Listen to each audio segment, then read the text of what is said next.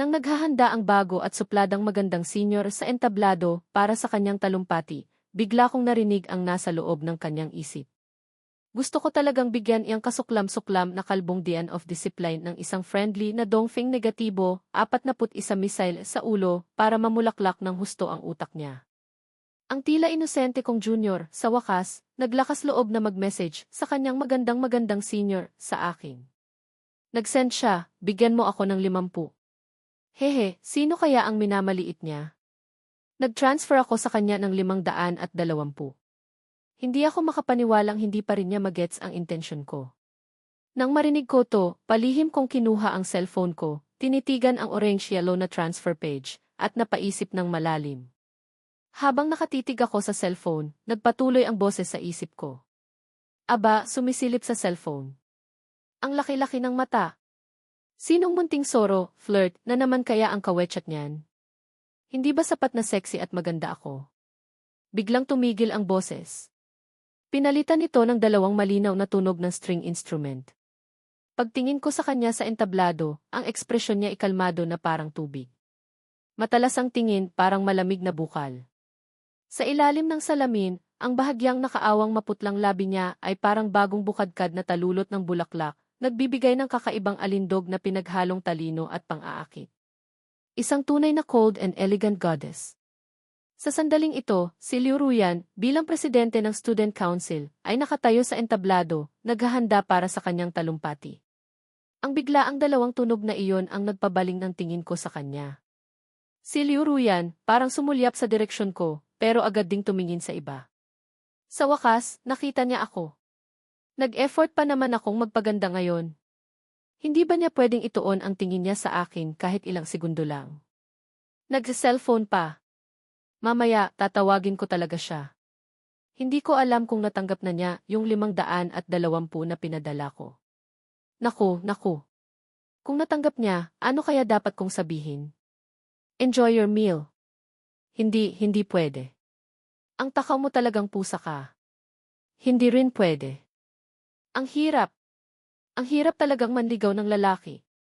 Ang obvious ko na nga. Bakit parang kahoy pa rin siya? Nang marinig ko to, sa wakas na intindihan ko na. Bigla ko na palang naririnig ang iniisip ni Liu Ruyan. Hindi ko akalain na ang laging kalmado at parang buwan na si Liu Ruyan ay may dalawang mukha pala. Ang mas nakakatakot, parang ako yata ang lalaking gusto niyang ligawan. Huwebes ngayon. Sa pang-udyok ng mga kasama ko sa kwarto, naglakas loob akong i-message si Liu Ruyan ng TA50 na iyon. Gusto ko lang naman talagang humanap ng dahilan para makausap siya. Ilang minuto matapos kong isend, nagsisi ako. Huli na para i-retract. Hawak ko ang cellphone, pinagpapawisan ang palad ko, kinakabahan. Naghahanda na sana akong gumawa ng palusot. Hindi ko pa na-isend yung sorry, wrong send, nang biglang. Ding! Lumabas sa chatbox na nag-transfer sa akin si Liu Ruyan ng 520. Ang unang reaksyon ko, nagkamali siya ng pindot. Bakit naman siya magta-transfer sa akin ng 520? Maliban na lang kung bumangga ang Mars sa Earth. Nagkataon ba ngayon? Hindi talaga bumangga ang Mars sa Earth. Siya ang Mars, ako ang Earth. Hindi ko talaga dapat tatanggapin ang perang ito.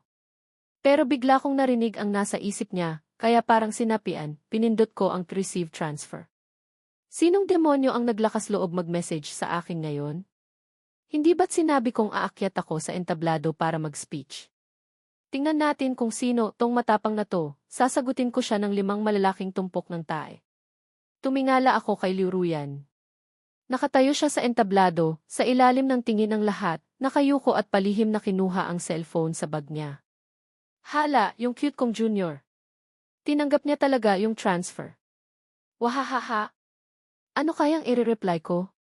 Ay, teka, tapusin ko muna to. Gaano pa ba katagal bago matapos to? Ang boring. Gusto ko nang kumain ng iyeso at manood ng scene kasama si Junior. Tili na parang nababaliw paano ko kaya siya mayayayang kumain ng iyeso at manood ng scene. Nakakainis. Bakit hindi pa tapos? Gutom na ako. Siguradong gutom na rin si Junior. Kalahating oras pa.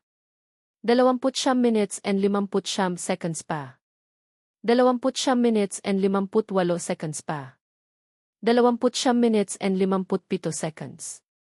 Ang ingay. Sino nang makapagsasabi sa akin kung bakit ang isang magandang babae na laging mukhang yelo ay ganito karami ang drama sa isip? Tulungan niyo ako. Sana may humampas sa akin para mahimatay ako. Sa countdown ni Liruyan, sa wakas patapos na ang freshman assembly. Umalis siya sa kaliwang bahagi ng entablado. Sa puntong yon, medyo lumayo na ang distansya namin. Parang hindi ko na siya marinig. Mukhang kailangan ng tiyak na distansya para marinig ko ang nasa isip niya. Pabalik na sana ako sa dorm nang may narinig akong ingay ng mga tao sa likod ko. Si Lin lang, roommate ko, nakaakbay sa akin todo ang tiyan. Kuya Ze, mamaya na tayo kumain. Titingnan ko muna si Liruyan. Ay, parang papunta siya rito. Grebe. Mas maganda siya sa personal kaysa sa picture sa honor wall. Kakasabi lang ni Lin lang noon, narinig ko na naman ang nasa isip ni Liruyan, tinanggap niya yung transfer ko, tapos hindi nagre-reply. Ano iyon? Kahit man lang thank you, love you, muah-muah. Hindi kaya sa akin lang siya nag-message ng ganun? Nakakainis. Tapos na nga ang meeting, nakatayo pa rin doon at hindi umaalis. Naghihintay ba siya ng ibang babae? Tingnan mo mamaya pagdaan ko sa tabi mo, babanggain talaga kita. Galit na ako. Malala ang kahihinatnan nito. Nakikita kong papalapit ng papalapit sa akin si Liruyan. Kasama niya ang grupo ng mga fanboy at fangirl. Isang malaking grupo ng tao, parang alon, ang papalapit sa direksyon ko. Seryoso ba siya? Sa harap ng maraming tao, kapag bumangga sila, lilipad ako. Hindi ata maganda yon. Agad kong kinuha ang cellphone ko at nag-reply, "Salamat, ate. Gusto mo bang kumain tayo ng igas?" Hawak ko ang cellphone, napalunok ako. Agad nag-reply si Liruyan, "Listen. Mamamatay na ako." Ang cute kong junior, niyaya akong kumain ng igas kasama siya. Ay, hindi. Kailangan ko munang umuwi sa dorm para magpalit ng magandang bestida. At mag-retouch ng makeup para makita si Junior. Liruyan, kailangan mong maging super ganda. Nang mga 5 metro na lang ang layo ni Liruyan sa akin, bigla siyang lumiko ng 180 degrees at dumiretso sa direksyon ng girls' dorm. Unti-unti na ring hindi ko marinig ang nasa isip niya.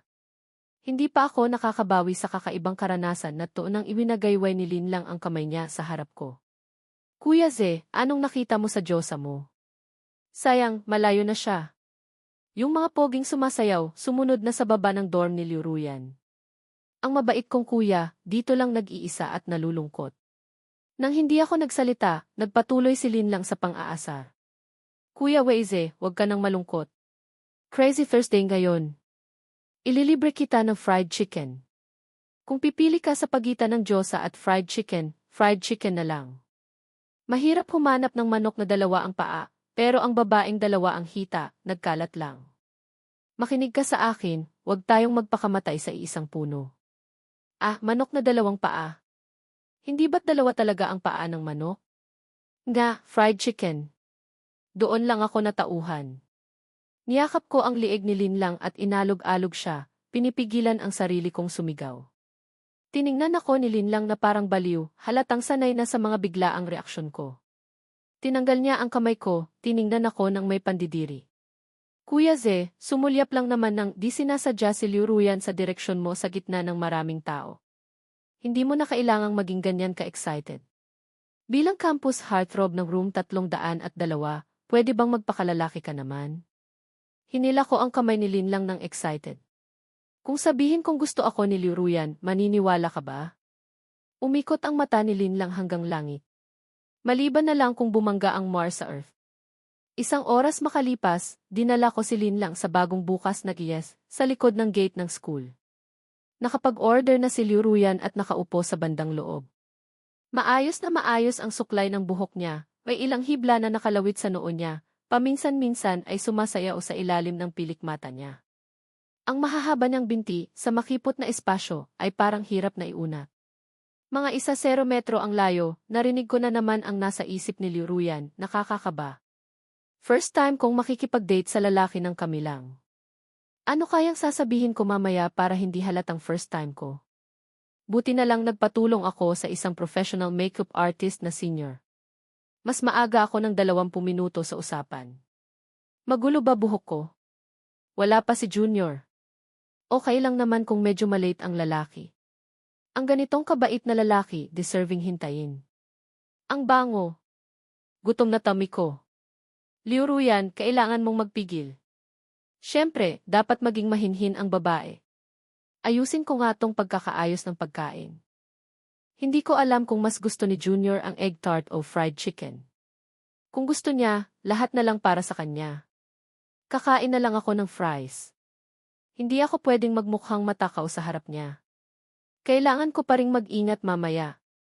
Kinurot ni Lin lang ang braso ko hanggang mamula sa sobrang excitement. Matagal bago siya nakapagsalita, Shenzhen o Kuya Ze, ang galing mo na ah. Mamayang gabi sa room 302, singles trial. Mag-isip ka na kung paano mo ipapaliwanag sa amin.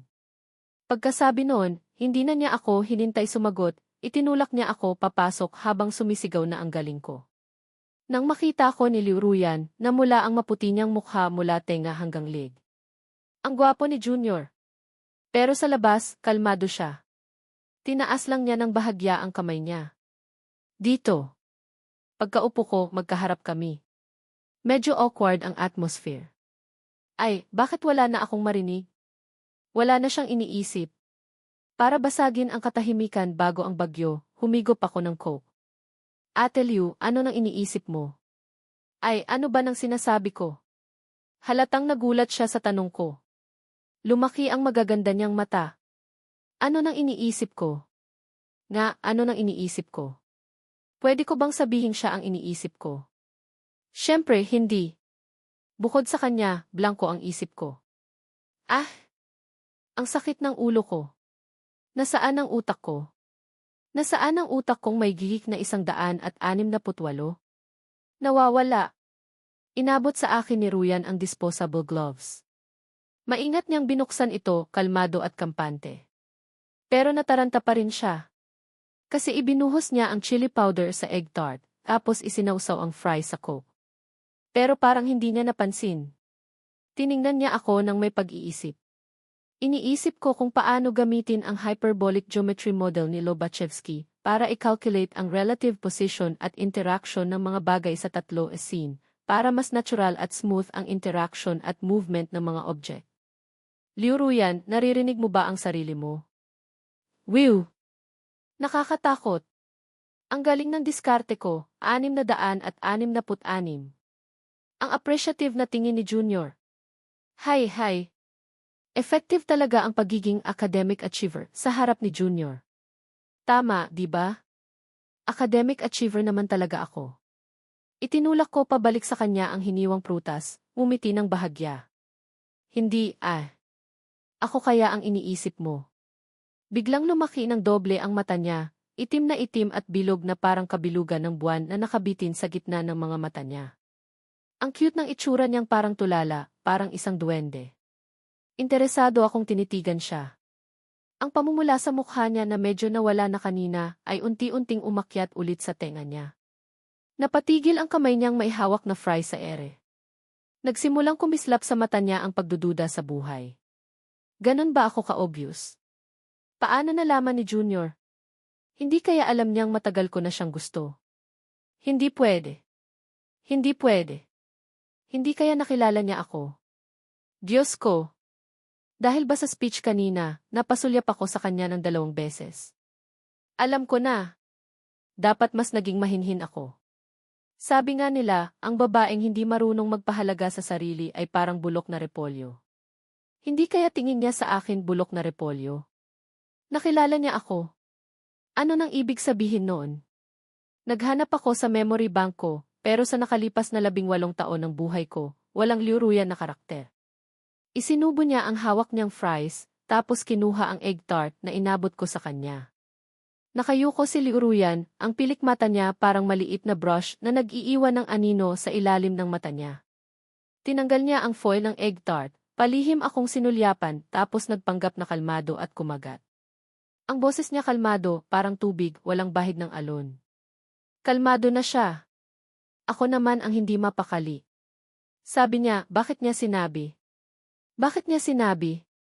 Paano ko to sasagutin? Ako naman ngayon ang namula. Masyado ba akong naging agresibo? Baka matakot si Junior at tumakbo palayo. Sige na nga, kainin ko na lang muna tong egg tart. Pero bakit parang kakaiba ang lasa ng egg tart na to? Maanghang. Diyos ko. Ano nang ginawa ko? Bakit ko nilagyan ng silito? Sana hindi napansin ni Junior. Nakakahiya. Pero basta mabilis akong kumain, siguro hindi niya mapapansin. Bahala na. Sabi ko na nga ba. Sa harap ko, itinaas ni Liuruyan ang kaliwang kamay para takpan ang bibig, tapos gamit ang kanang kamay, sinubo niya ng buo ang egg tart sa bilis ng kidlat. Napanganga ako. Ate, di naman kailangang ganyan kagrabe. Siyempre, nabulunan siya at umubo. Ate, okay ka lang? Tinulungan ko siyang takpan ang coke at inabot sa kanya. Yung takip, nabuksan niya kanina para isawsaw ang manok. Pagkatapos niyang uminom ng 2 o 3 lagok, parang nalungkot siya. Kasi umiyak siya. Ilf! Pinaka-nakakahiyang araw sa buhay ko. Ang image ko sa mata ni Junior, siguradong bumagsak na sa Kermadec Trench. Ayoko na. Walang kwenta ang mundo. Ang lungkot. Sige na nga. Patuloy pa rin naman ang ikot ng mundo kahit wala ako. Nagpapakatatag lang. Alam naman ng lahat, dating disyerto ang Pacific Ocean, naging karagatan at nagbigay buhay sa napakaraming nilalang dahil sa paulit-ulit kong kalungkutan. Kaya hindi biro ang kantang Malungkot na Pasipiko. Nang marinig ko to, hindi ko napigilang sumingit. Ate Liu, sa ibang araw na lang kita ililibre kumain. Ikaw ang nagbayad para sa akin ngayon, kaya technically, treat mo to. Hay. Worth it ang mundo. Puno ng sikat ng araw ang bawat sandali. Mahal ko ang mundo, mahal ako ng mundo. La. Tumingala siya sa akin, umiti ng medyo pilit. Parang gumaan na ang loob niya. Madali lang din palang suyuin ang mga babae, ha? Freshman ako ngayong taon. Si Liu Ruyan ay 2 taon na mas matanda sa akin, presidente ng Student Council at Campus Beauty. Kahit bago pa lang ako sa school, matagal ko na siyang naririnig. Kasi ang isang taong nagniningning na tulad niya, puno ang school ng mga kwento tungkol sa kanya. Lagi siyang nasa honor board ng school at madalas ding lumabas sa confession wall. Si Liu Ruyan, parehong may ganda at talino. 3 taon sa school, 0 tsismis. Kaya kahit sino, gustong subukang akitin ang i-bulaklak na ito sa mataas na bundok. Kahit na-add ko siya sa WeChat noong club activity, halos hindi kami nag-uusap. Ang ugnayan lang namin ay ang panandaliang pag-like sa mga post niya. Bawat post niya, nilalike ko. Siguro dahil din dito kaya napansin niya ako. Sino ba namang hindi aadik ako sa pag-like? Pero hindi ko alam kung dati na niya akong kilala o napagkamalan lang niya ako. Kailangan ko pa tong linawin. Parang may binabalak si Ate Liu ngayon. Sige, sa susunod na lang kapag nilibre ko siyang kumain, doon ko na lang itatanong. Pagbalik ko sa dorm, handa na ang mga roommate ko para interogahin ako. Sa ilalim ng pamimilit at pang-aakit ng mga higanteng to, maliban sa naririnig ko ang nasa isip ni Liu Ruyan, lahat sinabi ko na. Kasama na rin doon ang ililibre ko si Liu Ruyan kumain. Si Kuya Cheng, excited na naglabas ng 8 suit, 6 na peres ng leather shoes, at 5 gintong relo para sa akin. Sabi niya, sagot na niya ang outfit ko. Si Kuya Ming, hinanap ang 78 na hairstylist na fina-follow niya para pumili ng babagay na hairstyle sa akin. Parang mga stylist ko sila. Si Lin lang, kinuha ang phone, nagkuyakoy sa sulok at bumubulong. So pwede palang maka-attract ng Diyosa ang paglalike ng mga post. S.A. Kuya Ze, yung mga post ni Liu Ruyan, sa iyo lang nakikita. Nang marinig yon, lumapit ang iba. Kinuha ko rin ang phone ko at tiningnan ang mga post ni Liu Ruyan. Yung Good Morning ki-post niya kaninang umaga, kitang-kita sa comment section ang Good Morning din, atit ko. Pero nang buksan ni Lin lang ang mga post ni Liu Ruyan, visibly for 1 month only ilang ang nakalagay. Bukod doon, wala nang iba. Pero kitang-kita ko na nagpo-post siya ng napakaraming beses sa isang araw. Mukhang espesyal nga talaga ako para sa kanya. Dumating na ang araw ng usapan naming kumain.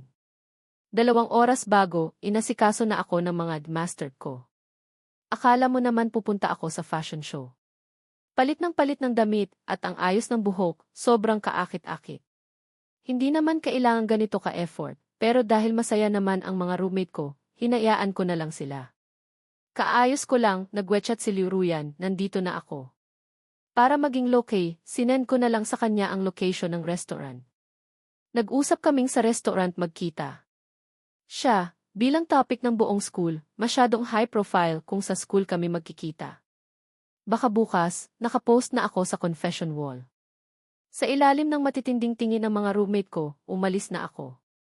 Nauna na naman si Liuruya ng mahigit kalahating oras.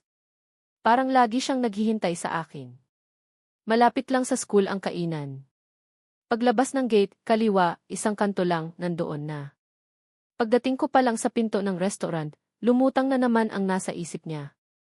Pangalawang date na. Sabi nila, di na aabot sa 3. Hehe. Pinapalagyan ko ng mga stuffed toy na beer ang upuan sa tapat. Hindi kaya mapansin ni Junior. Gusto ko kasing makatabi siya. Pero hindi kaya masyadong direkta.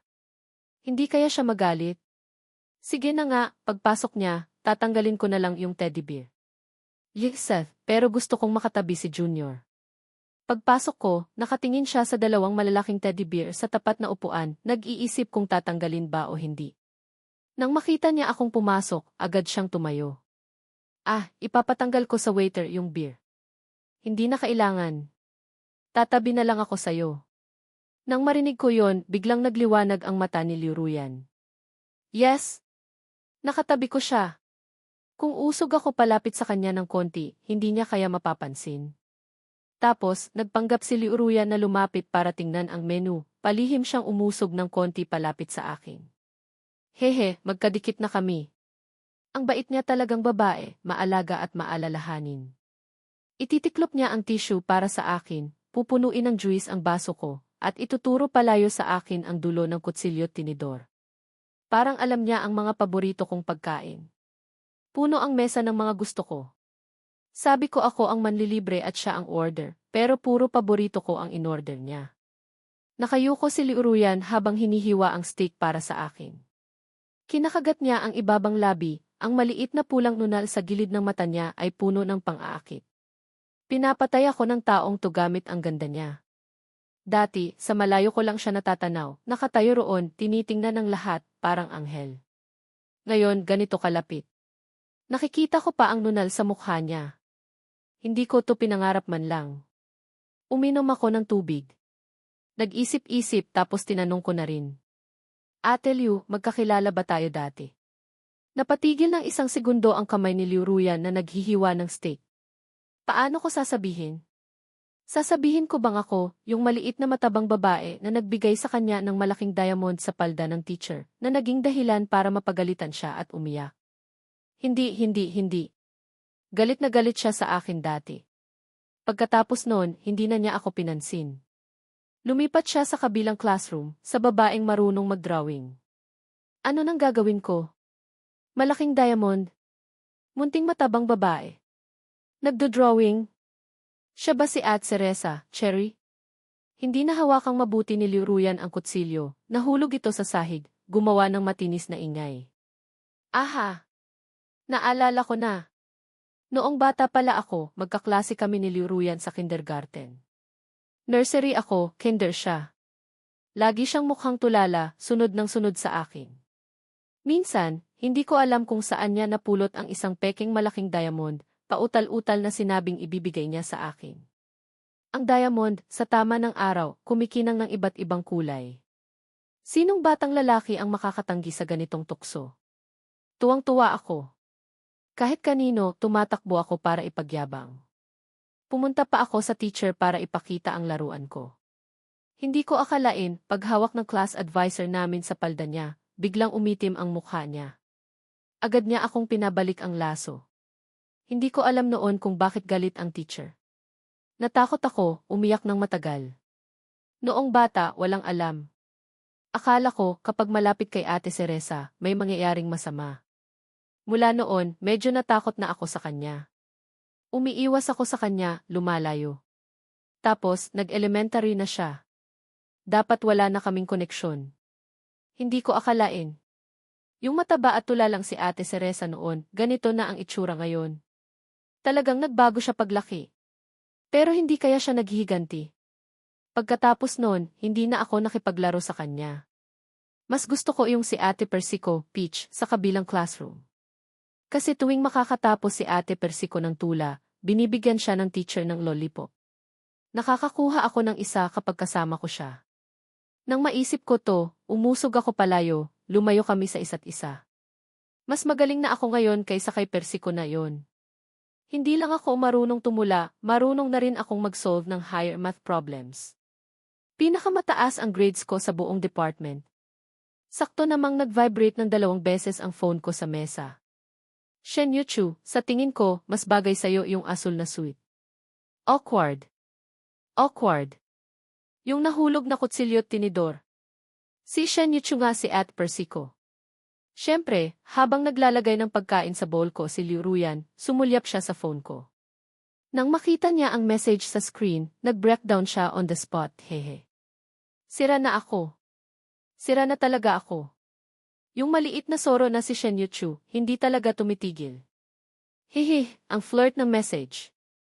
Blue suit looks good. Marunong ba siyang magsalita? Kahit ano namang isuot ni Junior, maganda. Ang tagal na naming hindi nagkita, mas mababa pa rin ang ihing niya kaysa sa akin. Tanggapin mo to. Uppercut. Hook. Left hook. Sweep kick. Spinning kick. Galit na ako. Nababaliw na ako. Ang ingay. Kinuskos ko ang tenga ko. At si Persico. I mean, si Shen Yuchu, kaibigan ko lang. Best friend, ganon. Best female friend, ha? Mabuti naman.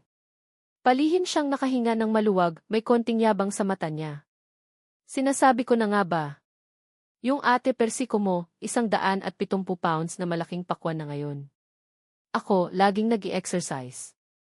May abs pa ako, no? Siguro naman nakikita ni Junior, no? Ang ganda ng hubog ng katawan ko. Itong suot ko ngayon, figure flattering talaga. Mamaya, yayayain ko siyang maglaro ng badminton. Hindi lang ako magaling sa ACADS ngayon, magaling na rin ako sa sports. Ako, si Liu Ruyan, hinding-hindi susuko. Nang maisip niya to, palihim nang umiti ang gilid ng labi niya. Kumain ako ng steak na inabot niya. Anong EBS? Badminton? Siyempre, joke lang. Masyadong maraming impormasyon. Kailangan kong i-digest ng ilang araw. Ang crush kong Diyosa noong bata pa, gusto pala ako. Pero noong bata ako, ayaw ko sa kanya, kaya naging kaibigan ko ang ibang babae. Pagkalipas ng ilang taon, nagbago siya at hinanap ako ulit. S.A. Anong klaseng melodrama to? Kailangan ko ng ilang kilong yelo para kumalma. Sa gitna ng paulit-ulit niyang self-hypnosis, natapos na ang hapunan. Hindi. Kailangan kong magmadaling magbayad. Para hindi ako nailibre ni Junior. Sa susunod, kailangan niya ulit akong ilibre. Kakalutang lang nang nasa isip niya, tumakbo na ako sa counter para magbayad. Nang makita niya akong tumakbo para magbayad, napaisip siya ng malalim. Okay lang, okay lang. Mahaba pa ang panahon. Siguro, nalaman lang ni Junior na ako si Ate Cereza, medyo mahirap tanggapin. Ruyan, kailangan mong kumalma. Mahaba pa ang panahon. Kalma lang. Marami pang pagkakataon. Ilang araw lang, weekend na. Uuwi ako para sabihin kay mama ang nakakagulat na balitang to. Naaalala ko, close noon si mama sa mama niya. Lagi silang nag-outing tapos sinusundo kami pagkatapos ng klase. Pagdating sa bahay, pagkaskan ko pa lang ng fingerprint sa pinto, hindi ko na napigilan ang pagkatsismoso ko. Sumigaw ako sa pinto, Ma. May sasabihin ako sa'yo. Noong kindergarten pa lang ako, may isang matabang babae, si Ate Cereza, na hindi masyadong nagsasalita, naaalala mo ba? Yung laging sumusunod sa akin. Nasa iisang university kami ngayon.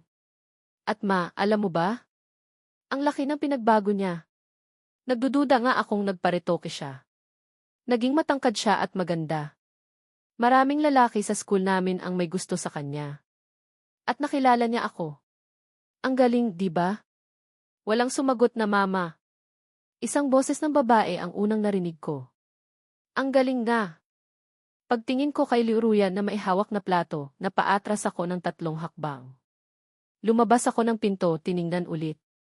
Bahay ko nga to. Hindi pa ako nakakapagtanong, lumabas si mama mula sa kusina. Ze, ano nang sinisigaw-sigaw mo dyan sa pinto? Pasok ka na, maghugas ng kamay, kakain na tayo. Bisita natin ngayon si Tita Zumo kasama si Ate Liu. Naaalala mo pa ba si Ate Liu? Kaklase mo sa kindergarten. Naaalala mo?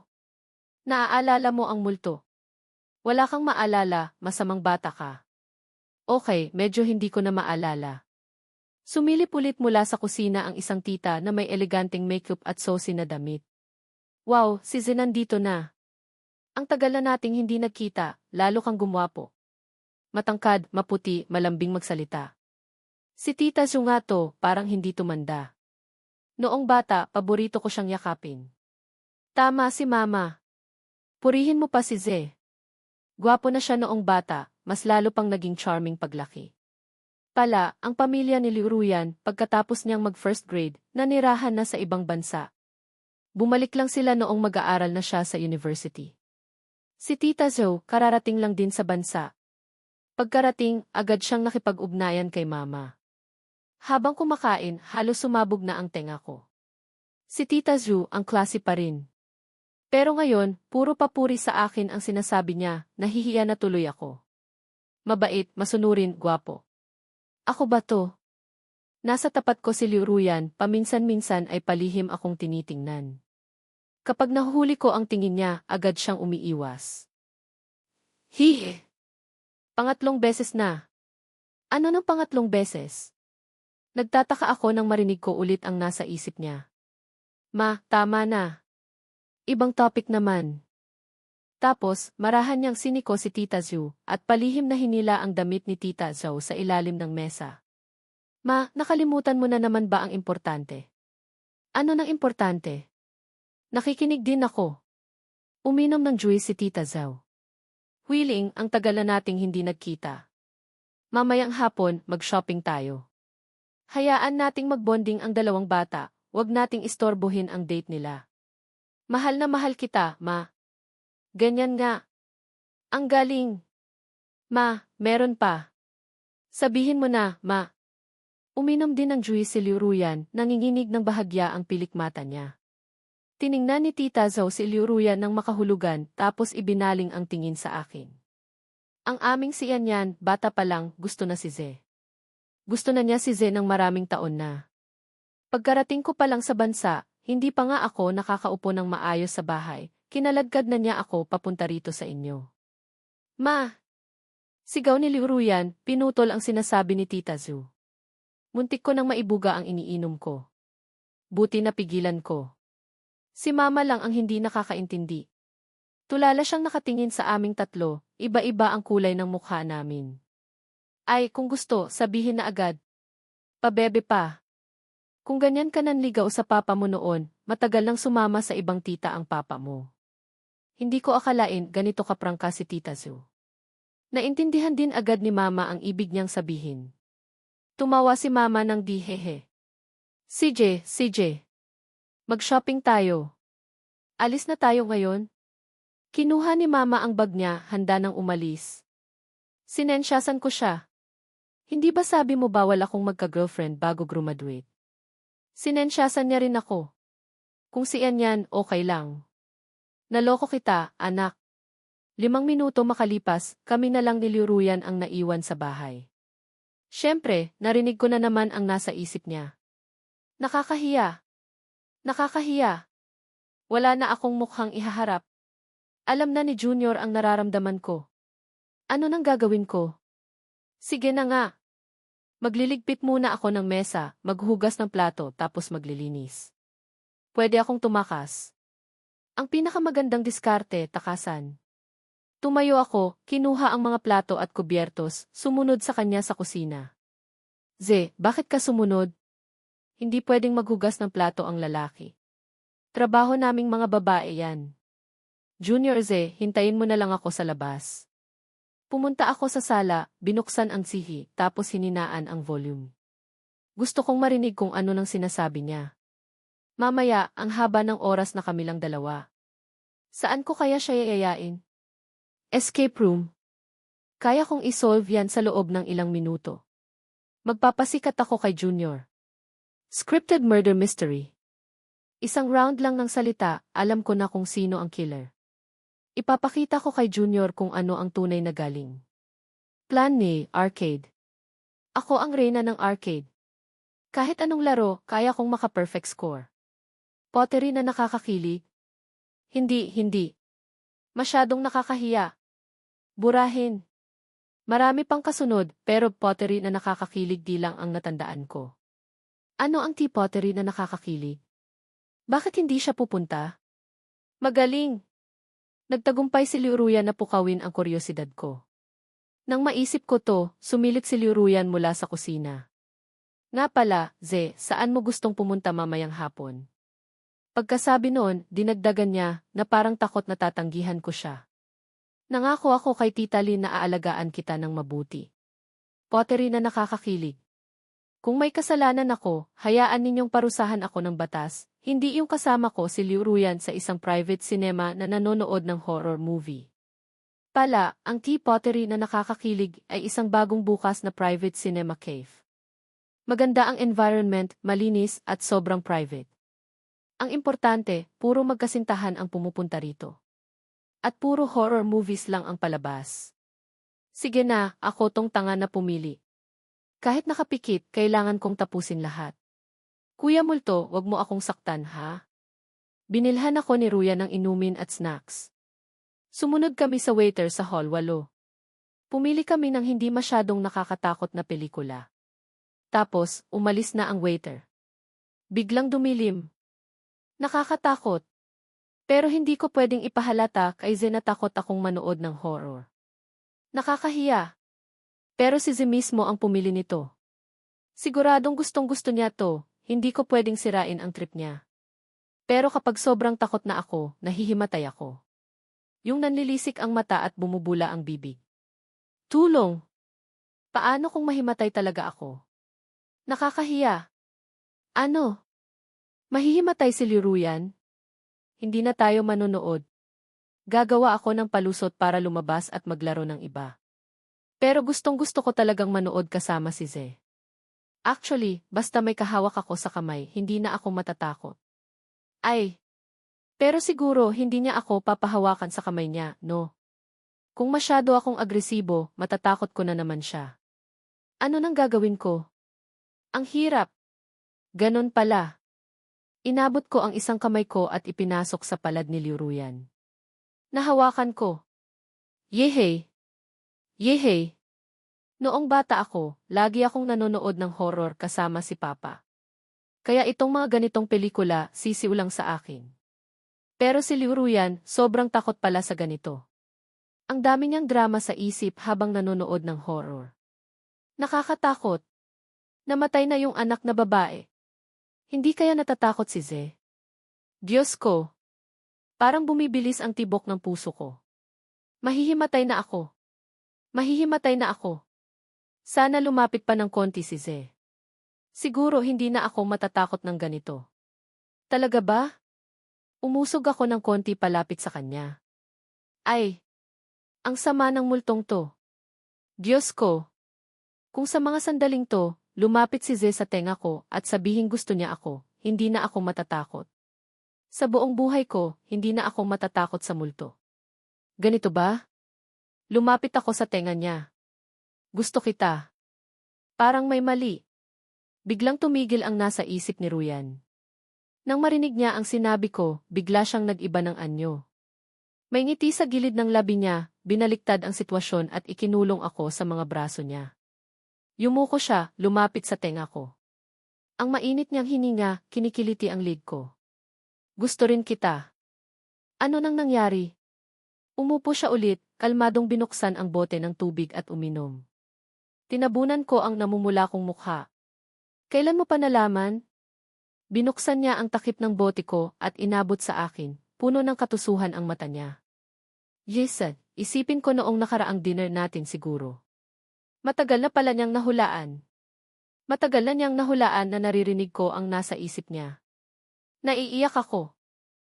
Ang salita ng lalaki, parang tubig na naibuhos na. Kailangan mong managot sa akin, ha? At saka, wag mong basta-basta pakikinggan ang nasa isip ko, ha? Lalo na ngayon, hindi mo pwedeng pakinggan. Pagkasabi noon, namula ako hanggang lid. Kasi ang nasa isip niya, gusto kong halikan si Ze. Tungkol sa bigla ang naririnig ko ang nasa isip niya, wala rin siyang ideya. Kung sa scientific na pananaw, imposible to, pero kung sa mystical na pananaw, lahat posible. Pwedeng makinig, pero wag palagi, ha? Kundi, malalaman mo ang isa ko pang mukha. Umisi siya at dumila ng konti. Nalaman ko na. Kung ganoon, nakita mo na ang lahat sa akin, loob at labas. Kailangan mong managot. Hindi ba masyadong mabilis? Mabilis ba, Ze? Pero 15 taon ko nang hinihintay ang araw na to, pagkasabi noon, lumingon siya sa akin. Ang mga mata niya, malalim na parang black hole, hinihigop ako. Akala ko lagi galit ka sa akin. Kasalanan ko iyon. Hindi ko dapat kinuha yung malaking diamond sa palda ng teacher. Sorry. Tapos, unti-unti mo akong nilayuan, iniiwasan mo pa nga ako. Naisip ko, siguro hindi mo ako gusto. Gusto mo si Persico sa kabilang classroom. Kaya naisip kong magsikap na maging mas mabuti para maging tipo mo. 3 taon sa high school, hindi kita ginulo. Hinintay ko hanggang sa college entrance exam mo. Pinakiusapan ko pa si mama na alamin kung saang university ka mag-a-apply. Nang malaman kong nakapasa ka sa school namin, sobrang saya ko, hindi ako nakatulog buong gabi. Noong freshman orientation day, maghapon akong nakatayo sa gate ng school. Sa wakas, nakita kita. Katulad pa rin noong bata, malaki ang mata, kapag bumingiti, kukurba ang kilay at mata, magiging parang crescent moon. Tapos, sa club recruitment, in-add mo ako sa WeChat. Pero parang hindi mo ako nakilala. Araw-araw akong nag-send sa'yo ng good morning, good afternoon, good night. Naglalike ka rin at nagre-reply. Naisip ko, siguro gusto mo na ako ngayon, no? Tumigil siya saglit, parang nag-ipon ng lakas ng loob. Kaya, gusto mo ba ako? Gusto ko sanang tumango ng paulit-ulit na parang sisiw na tumutuka. Gusto kita. Gusto kita. Gusto kita. Sige na nga, kailangang maging kalmado ang lalaki.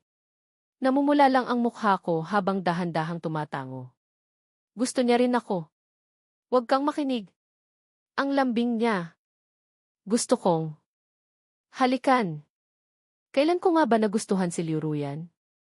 Siguro noong grade 12. Yung mga kaklase ko pumipili na ng university. Hawak ko ang makapal na brochure ng mga school na punta ako sa K-University. Unang pahina, pangatlong picture, isang candid shot. Sa library, isang babaeng nakaputing bestida, nakasandal ang ulo sa kamay, nakatingin sa malayo. Isang simpleng picture, pero ewan ko, naantig ang puso ko. Sobrang fresh at kaakit-akit. Mula noon, nasa puso ko na siya. At tahimik akong nagsikap. Pagkatapos ng madilim na panahong iyon ng pagsisikap para sa pangarap, sa wakas, nakapasa ako sa ideal university ko, kung saan nandoon siya. 2 taon ko siyang gusto. Ang taong gusto ko, 15 taon na pala akong gusto. Kakaibang pakiramdam. Mula nang malaman kong naririnig ko ang nasa isip niya, parang mas nagpigil na si Liu Ruyan. Ibig kong sabihin, mas nagpigil na ang inner drama niya. Sa harap ko, totally nag-let go na siya. Naging madaldal na. Bukas pupunta ulit ako sa inyo, ha? Hindi ko na isasama si mama. Nakakatakot siyang magsalita. Sinabihan ko na siya dati na sabihin kay mama mo na sabay tayong babalik sa school sa Sunday. Bakit kung ano-ano ang pinagsasabi niya? Wala na bang hiya ang anak niya? Kailan ka nagsimulang magustuhan ako? Hulaan ko sa welcoming dance? Sa opening ceremony? Ay, sige na nga, hindi na ako hula. Kasi maraming moments na pwede mo akong magustuhan. Hindi pa 8:00, nakauwi na ako. Si mama, parang dismayado pa nang makita akong umuwi. Ang aga mo namang umuwi. Walang kwenta. Ma, wag ka namang atat na ibenta ang anak mo. Pagbalik sa school, sa harap ng tanong ng mga roommate, gusto ko pa sanang itago. Sino ba namang agad-agad nagkaka-girlfriend? Bigyan niyo muna akong oras, hindi pa ako handa. Pero si Liu Ruyan, sunod-sunod ang ginawa. Hindi ko na maitago. Nag-post siya sa moments ng official announcement, pumayag na siya. Walang na-block. Nakita ko pang nag-like si mama sa baba. Nang gabing yon, ang tili sa dorm, bumasag sa katahimikan ng gabi. Pananaw ni Liu Ruyan, epilogo. Laging tinatanong sa akin ni Ze kung bakit bigla niyang naririnig ang nasa isip ko.